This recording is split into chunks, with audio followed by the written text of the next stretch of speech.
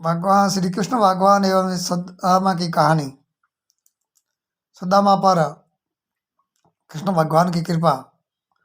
भगवान ने एक मुट्ठी चावल खाए और एक लोक का राज सुदामा को दे दिया। फिर दूसरी मुट्ठी चावल खाए तो दूसरे लोक का राज्य सुदामा को दे दिया।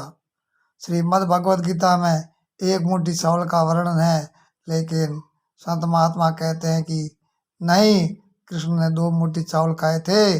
जब तीसरी मुट्ठी चावल खाने लगे तो रुक्मिणी जी के हाथ में पंखा छूट गया और बोली, प्रभु आपने तो एक मुट्ठी चावल खाए तो एक लोक का राज्य दे दिया है, जो 2 मुट्ठी खाए तो 2 लोक का राज्य दे दिया है। अब तीसरी मुट्ठी चावल खा लोगे और तीनों लोक का राज्य सुदामा को दे दोगे। तो सोचा कि आप कहाँ रहोगे। गुरुदेव कहते हैं, जब भगवान देने पर आते हैं ना तो सब कुछ दे देते हैं, खुद को भी दे देते हैं, लेकिन सच्ची निष्ठा से हम भगवान के पास जाएंगे तो कभी भी भगवान की कृपा से दूर नहीं रहेंगे। एक निष्ठा भाव से उसका याद करो, तो उनसे प्रेम करो। भगवान ने रुक्मिणी से कहा, देवी आपके मुख से ये बात अच्छी नहीं लगती है, आज मेरा मित्र आया है तो आप मुझे रोक रहे हो। तब रुक्मिणी बोली, नहीं कन्हैया, क्या केवल आपको ही अपने मित्र को कुछ देने का अधिकार है, मुझे नहीं है। तब एक मुट्ठी चावल रुक्मिणी जी ने भी खाए, ऐसा संत जन बताते हैं। और रुक्मिणी जी तो साक्षात लक्ष्मी जी हैं। सुदामा जी के घर गई और उसकी पत्नी बच्चों को हर तरह से धन धान्य से परिपूर्ण कर दिया है। यहाँ भगवान ने भी अनंत कृपा की है, सुदामा जी पर अदृश्य कृपा की है।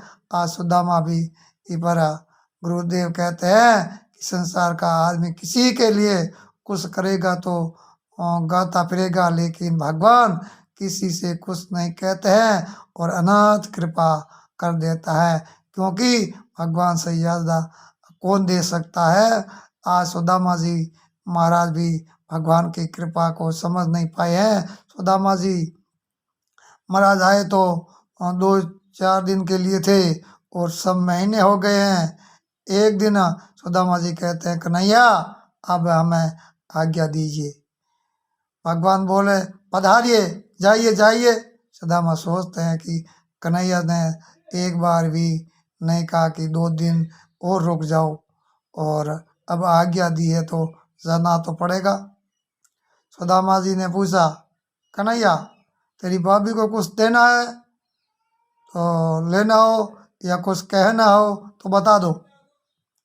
कृष्ण बोले, हाँ भैया, मेरी भाभी को दोनों हाथ जोड़कर मेरा प्रणाम दे दीजिएगा। अब सुदामा जी सोचते हैं कि ये कैसा द्वारका का राजा है कि कोई राम राम भेज रहा है।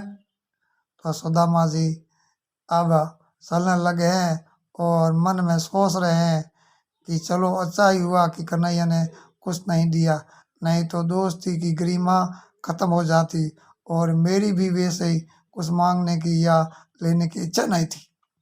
इस तरह सोचते सोचते सुदामा जी महाराज अपने घर की ओर निकले, लेकिन जब घर पहुंचे तो बड़ा ही आश्चर्य हुआ कि जैसे महल द्वारका में खड़े थे वैसे ही सुदामा जी के गांव में थे। तो सुदामा जी सोचते हैं कि कहीं मैं दोबारा घूम कर द्वारका में तो नहीं आ गया, क्योंकि पृथ्वी गोल है।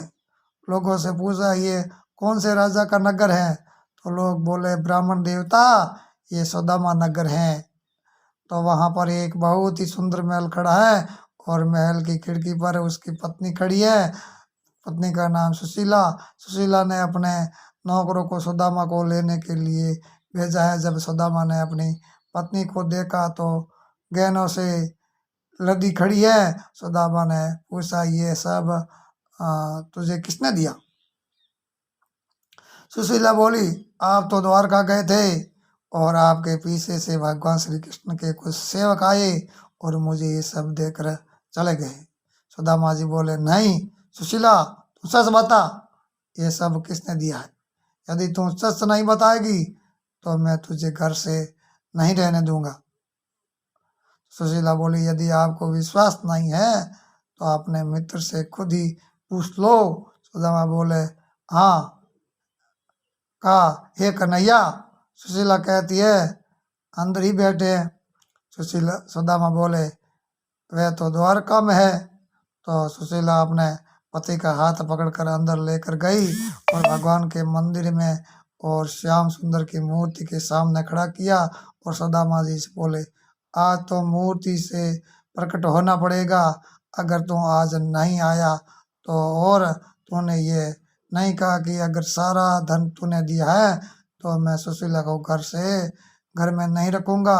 सुशीला और सुदामा दोनों ही भगवान की प्रार्थना करने लगे। उसी क्षण ही भगवान प्रकट हो गए और सुदामा जी को आंखों में आंसू है। सुदामा जी में कहा, क्यों रे लाला, ये सब तूने दिया है? भगवान बोले, क्यों, मैं नहीं दे सकता क्या?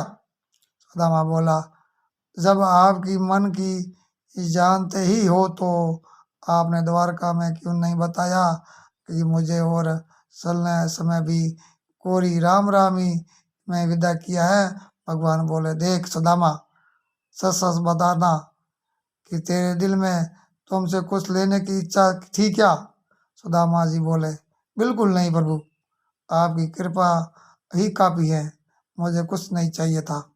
तो कृष्ण जी बोले, बस मैंने तुझे कुछ नहीं दिया है, ये तो सब भाभी के लिए ही है। जो भगवान ने इतना कहा तो सुदामा जी और सुशीला जी फूट फूट कर रोने लगे हैं। भगवान के चरणों में प्रणाम किया है। दोनों ने दर्शनों को खूब लाभ लिया है और भगवान फिर वहाँ से अंतर्ध्यान हो गए हैं। जितनी भी धन संपत्ति सुदामा को प्रभु ने दी थी, सुदामा ने वे भगवान की सेवा में ही लगाई है, उसे खराब नहीं किया है। इस प्रकार अपनी पत्नी के साथ सुदामा जी ने अना अत्यंत शांतिपूर्ण जीवन बिताया और ऐश्वर्य को भगवान का प्रसाद मानकर सभी सुविधाओं का आनंद उठाया। और सुदामा पेपर ने कहा है, भगवान अजय हैं लेकिन अपने भक्तों द्वारा पराजित होने से स्वीकार करते हैं। इस तरह सुदामा जी की चरित्र पूर्ण हुआ है। जो लोग सुदामा जी की कथा सुनते हैं वे कर्म बंधन से छूटकर भगवान की भक्ति को प्राप्त करते हैं। जय बोलिए कृष्ण भगवान की जय हो। प्रेम से बोलिए सुदामा कृष्ण भगवान की जय हो। तो आपको सुनकर कैसा लगा, लाइव कमेंट करके जरूर बताना। ज़्यादा से ज़्यादा वीडियो शेयर करना। दीजिए मन इजाज़त, फिर मिलेंगे एक नई वीडियो के साथ। जय श्री कृष्ण, राधे राधे।